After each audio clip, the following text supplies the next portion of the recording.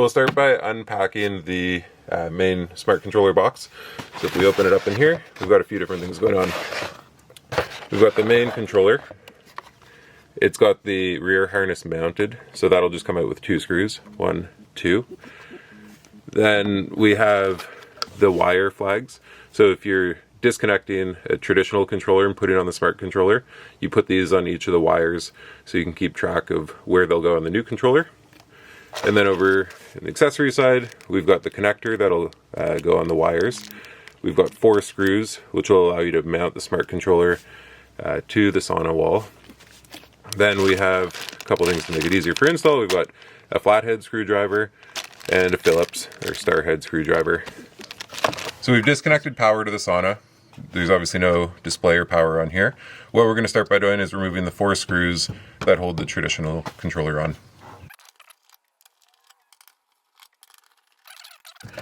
Now that we've got those 4 screws off, we can pull it away.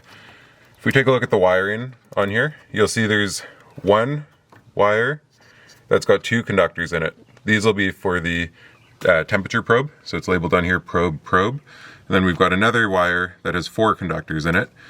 2 of these will be for the 24-volt power coming into the controller, and 2 will be for the control signal that goes back to tell the heater to turn on when you hit on.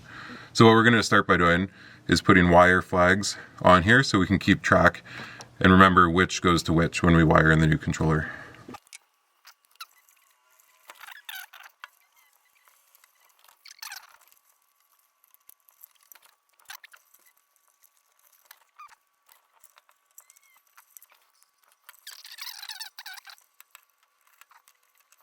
Now we've got all of the wire flags on the wires.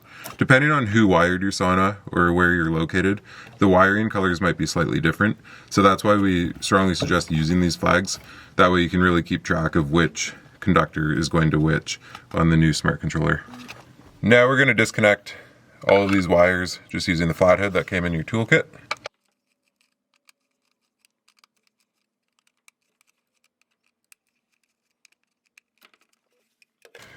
Next, we'll take the wiring connector that came with the smart controller, and we're going to connect each of these matching the labels on here with the flags you've got on here. So we've got 2 for the probe, 2 for 24 volts, 2 for relay, which in this case relay matches up with signal.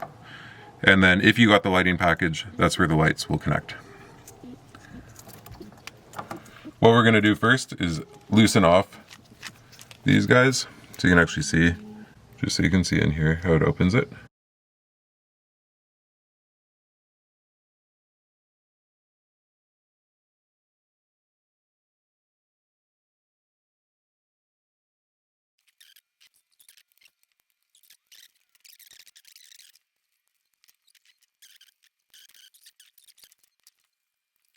Perfect. So we have them all connected here. Next thing we're going to do is mount the rear harness on for the smart controller. So if you take your smart controller out, it comes pre-mounted. So we're going to first remove it, saving these 2 silver screws, because we'll need those in a second.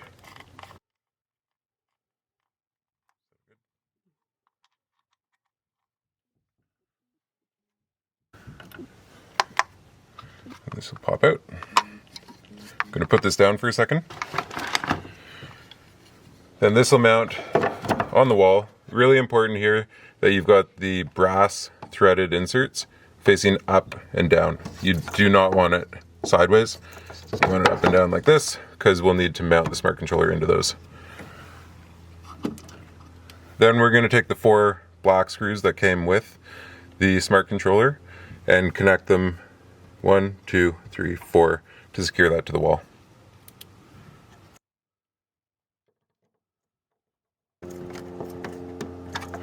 Alright, so we have the back panel mounted.